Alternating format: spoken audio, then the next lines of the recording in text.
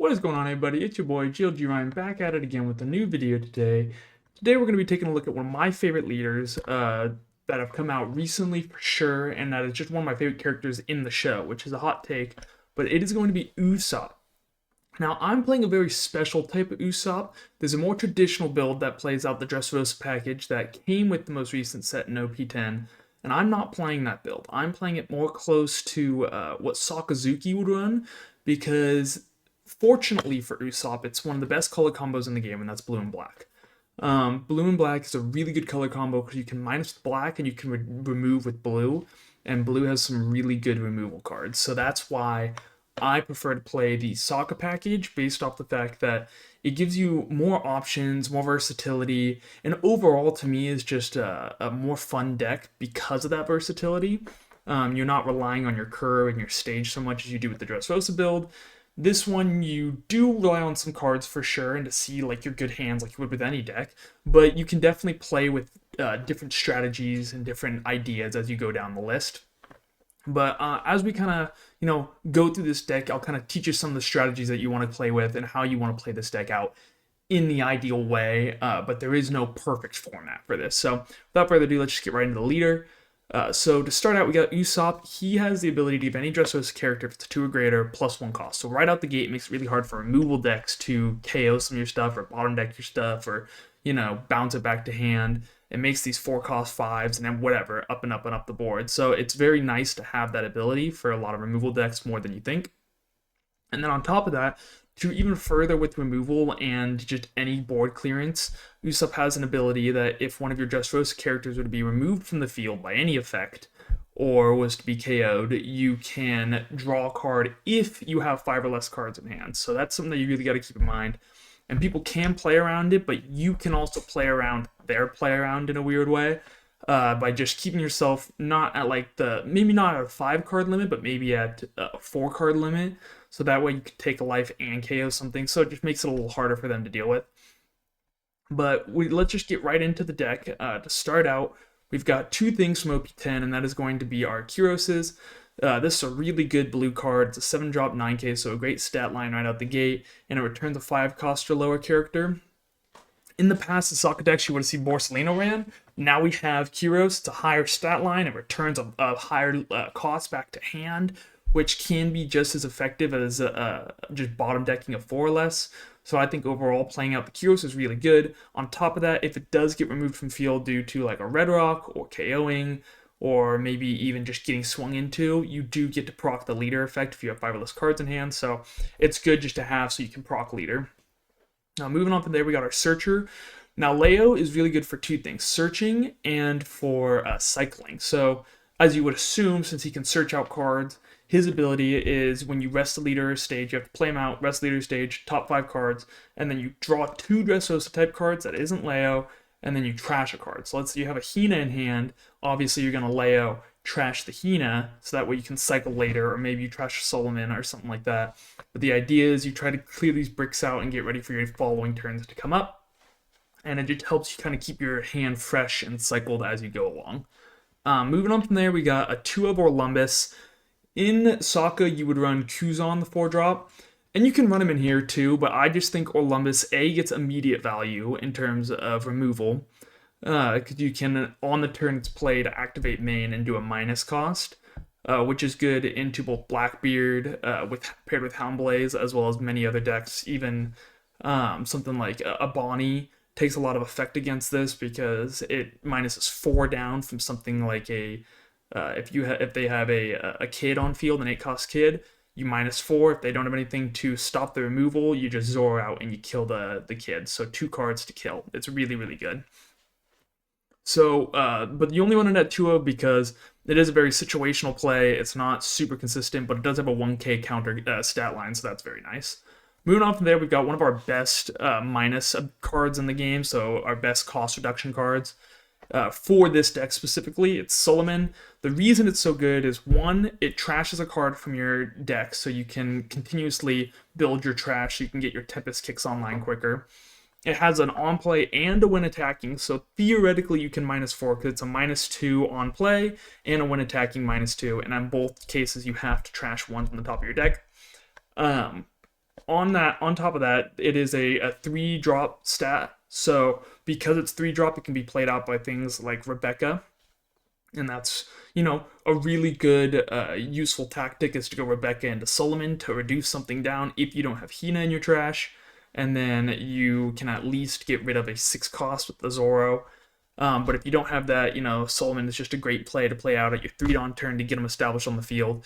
He's also becomes a pseudo blocker in a sense, and people will want to swing into him due to the fact that he is that 4K stat line. He is going to be cost reducing basically every turn. People want to swing into him, and because he's Dressrosa, he gets your leader ability procced. So you'll get to draw a card off him. So he's very, very useful for that, and to see as just a target in your trash. But yeah, Solomon is great for just keeping your hand fresh, keeping their board removed. It's just one of the best removal cards that you can find in this Dressrosa, or at least cost reduction cards.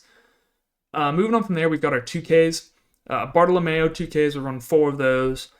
Great blocker, just to have established if you need it, but for the most part, you use them as a 2K, and then situationally a blocker here and there. And then for our other 2K, we have One-Legged Toy Soldier. Another one that you try to use as a 2K more than you do as a cost reduction, but it does come in handy a lot when you need it for cost reduction. The only bad part about this is that you do have to send it straight to the trash, so you have to play it and send it, so that way it gets no value off of anything, but it minuses 3 to your opponent's character, which is good, but you have other cards like your Tempest Kick and your Patchwork that does that as well for 1 cost, so you're not ditching a 2K. So, One-Legged Toy Soldier is good, but I'd prefer it just to keep it a 2K. And then we run 2 Mancherries. Mancherry can be a very, very goated card in the right situation. It does, shine in most every game, but the best way you can use this thing is Mancherry, grab out a Rebecca to grab out a Zoro, play out something with the Rebecca, and then Zoro out to KO something. That's the ideal turn when you're at your 10-don turn, because you're just continuously cycling, and now they're going to have to swing the Mancherry, so that way they can stop your Rebecca cycles, and then you just block with the Rebecca, and if they don't take care of that Mancherry that turn, then it's going to be just recycled back to the Rebecca, and you can just do this over and over and over again. But the thing is that it is a 0 cost, so it can really easily be killed. A 1-drop 0 cost is very easily KO'd or removed, but because it also is Dressrosa, again, it procs your leader ability, so it's being very easily removed, but also takes a swing to proc your leader ability, so great for deck cycling.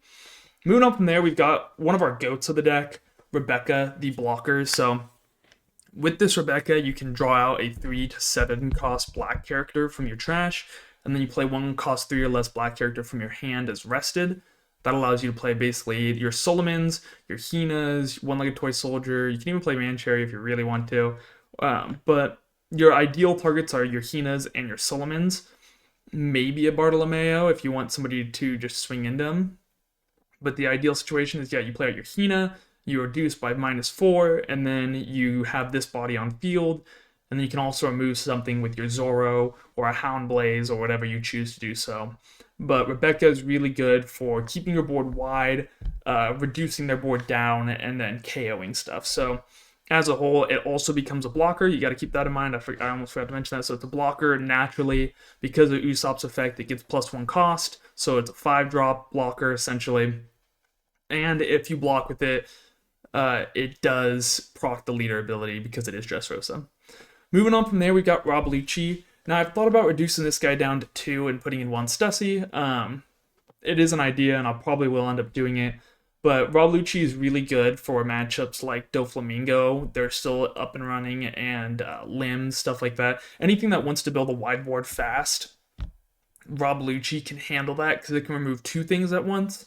Whereas other things like your Kiroses and your Zoros are more focused on just KOing on the turn it's played. So just KO the one thing, and that's all that matters. If you had the 7-drop Rebecca that comes with the Dressrosa package, you can do Kyros into Zoro, and then you can KO 2 things. But like I said, we're not playing that package, so playing the Rob Lucci helps control a board that's trying to go as wide as fast as possible. And that's why we play him, as well as the fact that you do trash a lot of cards very quickly with this deck, playing out the Zoros and the Solomons and stuff, And this guy's ability allows you to return 3 to the bottom of your deck and KO 2 or less and a 1 or less. So because of that, you're now filling up your deck a little bit more, and you're stacking it the way you appropriately want it to when it comes back to the top. And then you're also KOing 2 things in a turn. So that's a pretty good play if you have the Rob Lucci, of course. Now, moving on from there, we've got another 2K. This is just Kazuki Momonosuke. Arguably a better minus character than your one-legged toy soldier. I only run him at 2 of because he does do less minus, and he does require you to rest a leader or a stage.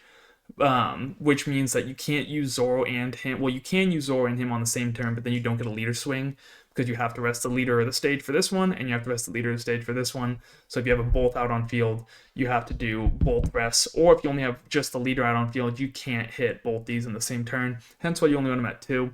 But the reason I think he's a better minus character, had it not been for this activate main ability, it would be the fact that you have to swing into him to get rid of him. Well, you don't have to swing into him, but whatever it's going to be, they probably will swing into him to get rid of him because they don't want to have another -2 character on field paired with the Solomon, so always -4. And due to that, he basically becomes a pseudo blocker, which procs the leader ability again. Moving on from there, we've got our primary focus of this deck in terms of removal, other than the Houndblaze, and that is our Zoros.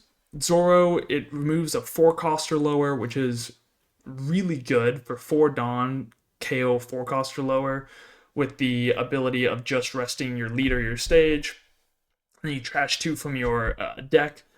So if you have stage on field, this card plays fantastically. If you have lead on field, it's a little, it hurts a little bit more, but you can still work with it quite well. Considering it removes such a high cost character at 4 less is pretty crazy for 4 Dawn. And to put a body out that's 6k power. So pair that with something like Orlumbus, you're reducing your KOing an 8 or less for 4 Dawn. Pair that with something like a one-legged toy soldier or a Tempest Kick, you're just KOing a 10 or less. This is really good for Shanks. It's really good for Blackbeard when they have a Blackbeard on field. All these characters really become strong because of that. It isn't on play, so sometimes those effects don't really go through, but for the most part, this is one of your staple removal characters, and you really got to focus in on him. Moving on from there, we run 3 Hina. If you know anything about Sakazuki, essentially the character card here is all you want to do. Try to get this girl out of your hand and in the trash as fast as you can, so that way you can play her out off of Rebecca to then combo her with another piece. So Hina is more useful than not when she's in the trash, because if she's in your hand, you can use her to minus something down and then pop her with Zoro, just playing him out straight, but it's a worse turn than getting to play out Rebecca into Hina into Zoro, because now you're getting 3 bodies established and one of them's a blocker. So ideally, that's like the best turn for you. And you don't run them out a lot just due to the fact that you have so many other minuses in this deck. And if you play a bunch of Hinas, you're going to break just that much more. So it's not really that worth it, but it is a really good card and very much needed in this deck. Moving on from there, we go into our events and stages. So from here, it's just our Houndblazes. You can bottom deck a 2 or less, and then you get plus 3,000 to a leader or a character. Really, really good card. Helps you go for game quite often. On top of that, it just helps you clear out multiple things on a turn. Because if you pair that with a Hina, you can bottom deck a 6 or less, and then you can power something up to swing into something. So let's say you really want to go crazy with it. There's 3 things on board. You minus something down with the Rebecca Hina. You KO something with Zoro. You bottom deck the other thing that you minus with Zoro. And then if you have stage on field, you can swing into that last body if it's rested. So that's like an ideal turn if you can do that. It makes it very, very strong, and it's a really good combo. But you gotta run them at 4 of, because it's just very good for helping boost your little babies as well, like your Leos and stuff on field, or maybe even your Bartolomeos, your Solomons, whatever it may be, up and getting past those little baby blockers that things like Bonnie will put on field. And then moving on from there, we've got our cost reductions. So we only run 1 Patchwork. I might bump this up to 2, and then reduce this down to 3. So that way you at least at any point in the game can reduce something down by 1. Now Patchwork just gives you a character minus 3 cost right out the gate, and then its secondary ability is that if that opponent's character has a cost of 0, or if there is an opponent's character on the field that's a cost of 0 or less, they cannot set that turn as they cannot set the character as active. Sorry, it's a cost of 0 specifically, so they can't set that character as active in the refresh phase.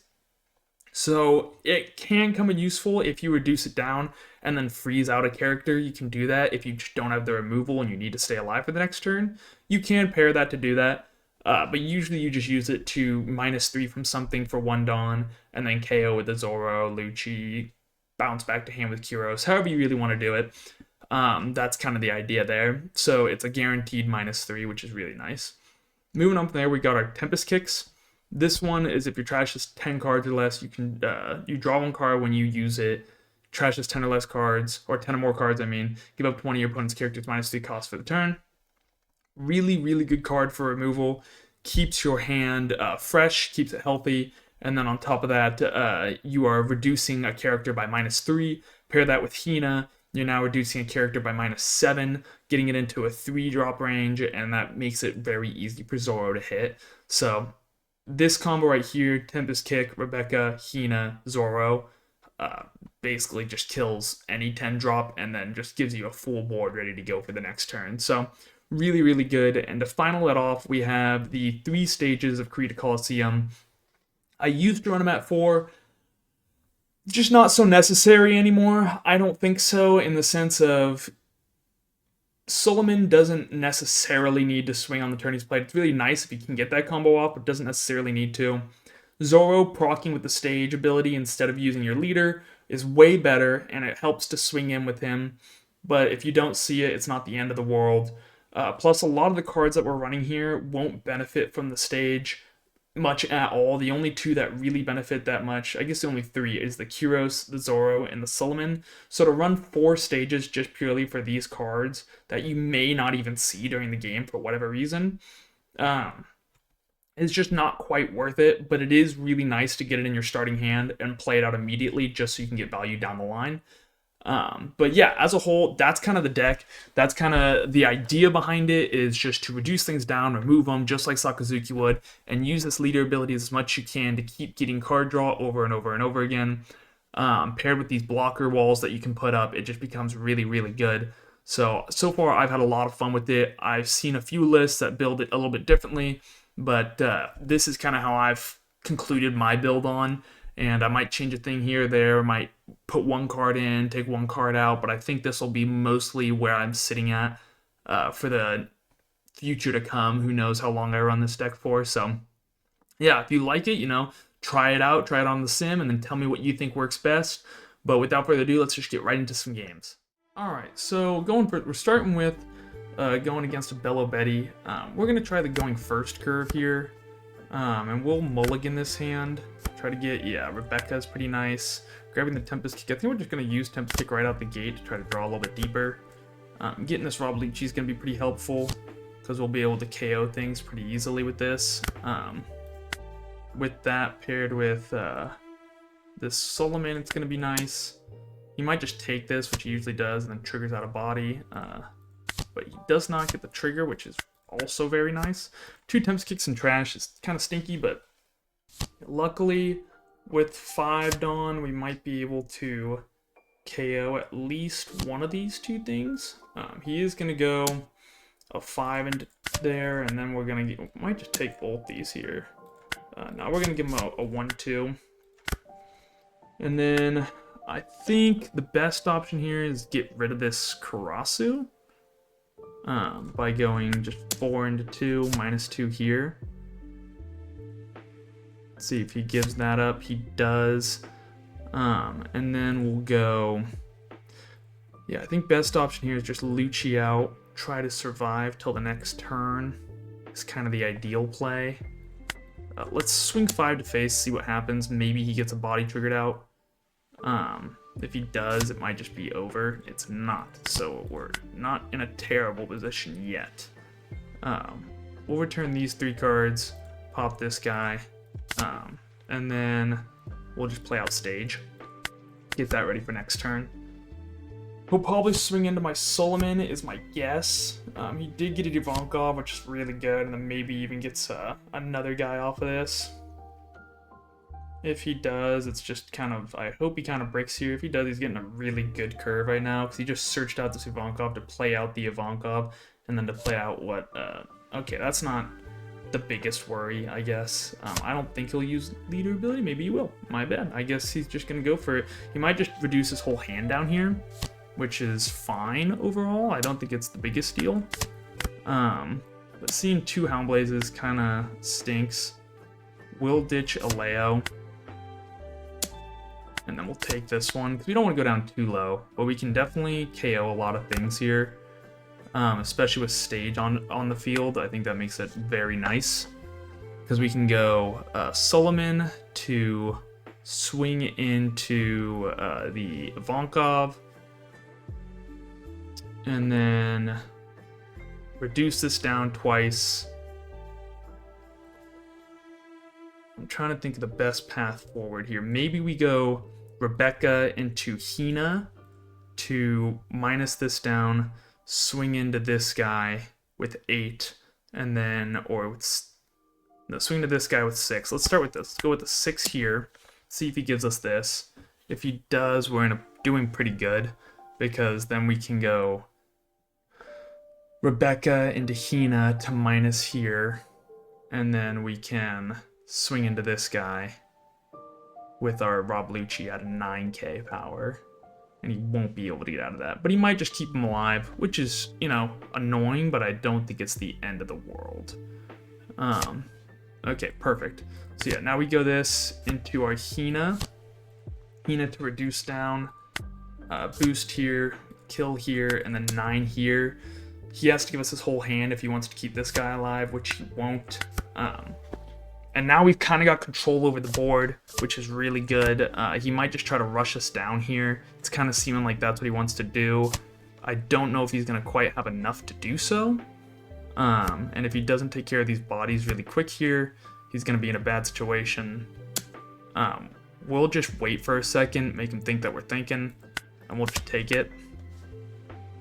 And then, depending on how he swings here, another 7, we'll take it. And then we'll just go 2-2 and just counter out. So the reason we did all that was just so that we make him think like, oh yeah, you've got the game. When in reality, obviously, I don't think he has the counter to get out of all this. And if he does, we'll just kind of, yeah, so from here, we're just going to kind of shift gears. We're going to make him have to think like, oh, we have to get over him. So we're going to go 5 here, 5 here. And then he's going to have to be able to get over my blockers. We're not going to choose anything. And then we're just going to put out another blocker. Just so that way if he does get a rush character here, he has to swing twice, which he won't be able to do. Yeah, we're just going to block it, use card action to draw. And then from here, we will swing a 7 into life. Oh, a blocker. Look at that right out the gate. So from there, we'll actually go, we might just play out Solomon here. I think we just play out the Hina, minus this down, and then boost our Hina, and bottom that. Maybe he gets one more blocker out on the field. He got super lucky here, but, you know, we'll still be able to get rid of this guy. And if we lose here, I'll still post it just due to the fact that, you know, seeing that many just blockers in your life, like just to end your life with having 2 blockers in it, is crazy. I still think we win here unless he somehow pops it and gets rid of it and then still can swing like a big amount. Yeah, he couldn't do it. He didn't have a way. He did have a rush card, so I think his best bet there actually was to just play this out and swing big twice and try to hope for a game there, but he just decided not to do that. But yeah, overall, we ended up taking the dub, even though we got really unlucky with those triggers at the end there. But yeah, we still got it because we were able to handle the board and control him at the end of the game. To be playing against a Bonney, this is a pretty favorable matchup for us for the most part, not always. We're going to keep this hand because we do get our Leos right out the gate. We can't play them both out on the same turn. We will play out this Colosseum and then follow it up with this Leo. And then we'll grab out the Solomon, and that's it. Wow, we usually don't break with Leo, but that time we did. So we actually are going to trash Solomon here, I think. And then we just pass turn. The idea here is that we can probably get rid of whatever they play out this next turn. So if they play out another searcher, we can get rid of it. I always kind of hate this Bonney play just because you have to kill them both, which sucks. Fortunately for us, they did not play out another searcher, which is really good. I think we might even want to just go Leo. Yeah, so we go Leo out to search out more bricks, unfortunately, but we'll keep what we get. Trash another Solomon here. And then I think we just swing a 5 into this 1-drop here. And then we just play out this Solomon. Get this guy online, get him going, get him strong. The idea here is that that if they play out a 5 cost here, we can get rid of it. We're gonna take this. Yeah, so they play out the Smoker. Smoker restands him a Dawn. Don't have anything for removal per se, but I can freeze him, which is good. So we'll go just a 5 into face, -2 here. And then I think it's worth it just to play out the Rebecca, play out the patchwork here. -2 here. Yeah, not seeing any of our removal pieces kind of stinks, but you know, that's sometimes how the way of the road, so you can't do much about it, you know? Like, they're going to be able to swing their Smoker. We could have done Patrick, but I realized that it has to be a rested character because it doesn't say it's active the next turn, so it wouldn't matter if we did play it out or not. If he swings 7 into anything, I'm just going to counter out. Up to 1 puts best kill, and I do for turns. Up to 1 Dawn card, Dawn his deck is active. We'll just block that. Get a draw off of it. We can still not remove anything per se, but we can swing into the Smoker. So we'll go probably just a 5 to Dome. Reduce this guy down to a 5 cost. And then just swing a 9 into 7. And they'll probably protect it, is my guess. Kind of a crazy stat line to do all that and also be a 1k plus body. So, you know, again, not seeing removal here. It's hurting quite a bit, but we're going to be able to start using Tempest Kick pretty shortly here, which is really nice. We do have a lot of cards in hand, so we can counter quite a bit if necessary. Yeah, being a 7/7 with 1k counter is pretty nasty, honestly. We might just give him 2 1ks for this guy. 2 2ks, so that way he can swing into it, and then we at least get some value off it. He might just swing life, which is what I'd do, but he doesn't. Swings into my guy, which is fine.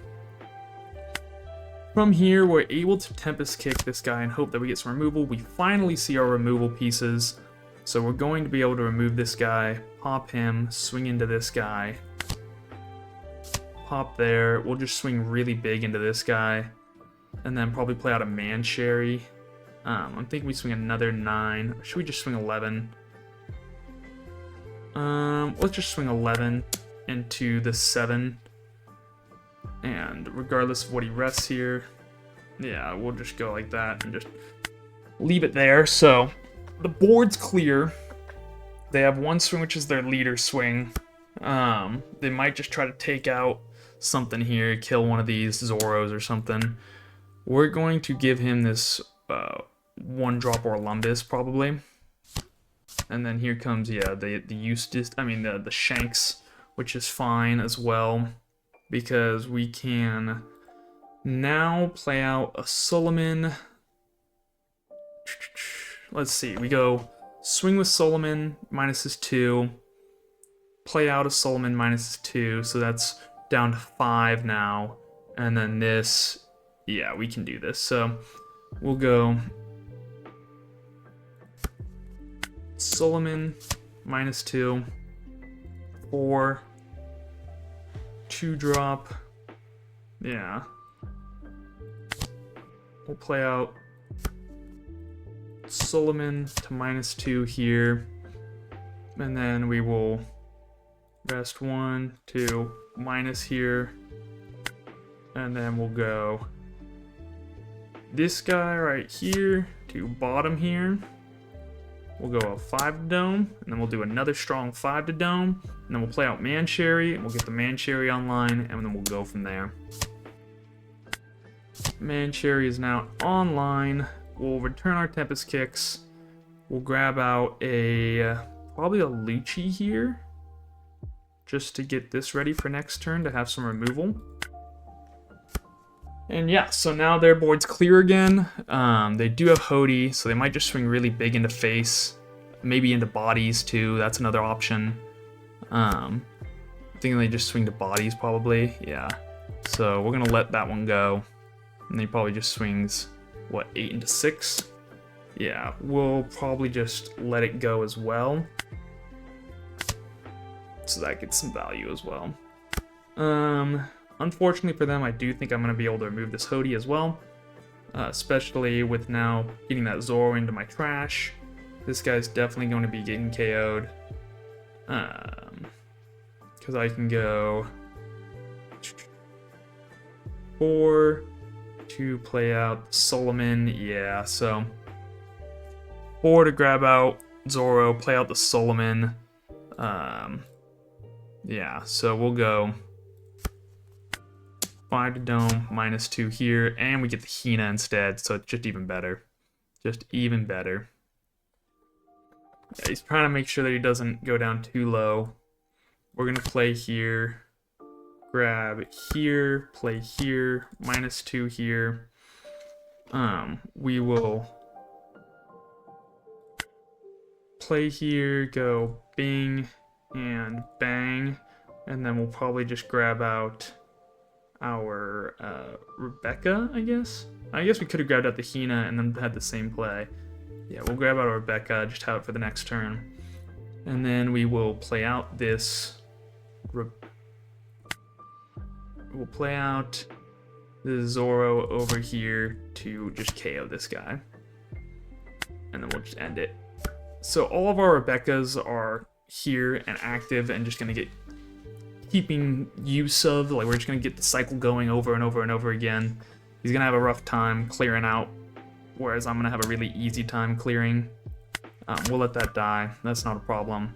With this Zoro, it's going to be really good paired with this guy here. He's going to have a hard time with dealing with all this coming up.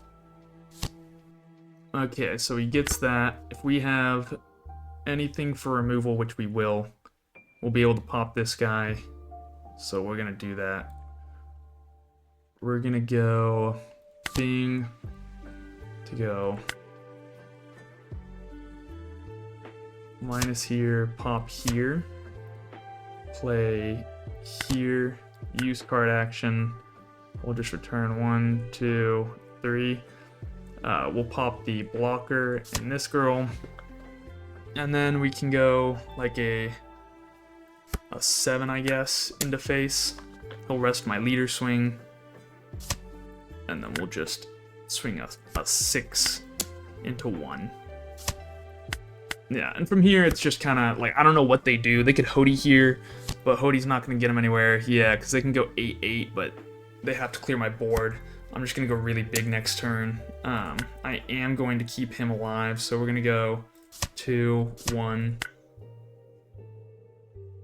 So, yeah, it was just kind of not a lot they can do there. They're going against a blocker wall. I'm removing all their bodies from the board. They can't put anything out. Their best play usually, if I'm playing against a Bonnie, is to play out Kid, give them a Dawn, play out a Rosinante or Tashigi. That's usually the best because then they can I can't really remove their stuff and it becomes a lot harder to do anything against them. So being able to remove like this and put out my blocker bodies and get the cycle with the Man Cherry just makes it really, really good. Overall, this deck runs pretty good. It's not the most consistent deck in the entire world. You can whiff, you can brick. There's all sorts of ways to lose with this deck, but If I was to talk about enjoyment value, this is one of the most fun decks I've played in a while. Just gives you so much versatility when you do see the pieces. It becomes so much fun. I did change it a little bit since I showed the deck profile. I put in a Stussy instead because I do have the alt art, and I was like, I might as well just throw it in. I took out one Roblucci because I always seem to see 3 Robluccis every game, so I was like, you know what? I'm just gonna put a Stussy in and just go from there. So you do have your good matchups. Your good matchups are usually things like green. Even green purple Luffy isn't a bad matchup. You usually tend to win, especially if they don't get stage on field. If they don't get a stage on field, you definitely have a pretty good shot of winning. Stage on field becomes a little hard. Bonnie's a really good matchup. Belo Betty, Doflamingo, even Teach can be a good matchup. Haven't played a whole lot of Shanks, but it can be really hit and miss on that one because they only play out about a body a turn for the most part. And you can deal with the body a turn, but you definitely need to see the right pieces. Otherwise, it's just going to be difficult for you to even like challenge a Shanks. So, Shanks is still very strong. A lot of rush decks are very strong against you. But as a whole, I think Usopp is really fun to play, and you can play him in either format, Dressrosa or the sock package, however you think fits you best. But, try him out, give him a tester, see what you think. And if you like what you saw today, leave a comment, let me know what you think I can improve on, what misplays I might have made, anything that you think might have been a better idea going forward. But without further ado, as always, leave a like, comment, share with a friend, subscribe, and as always, GLG out.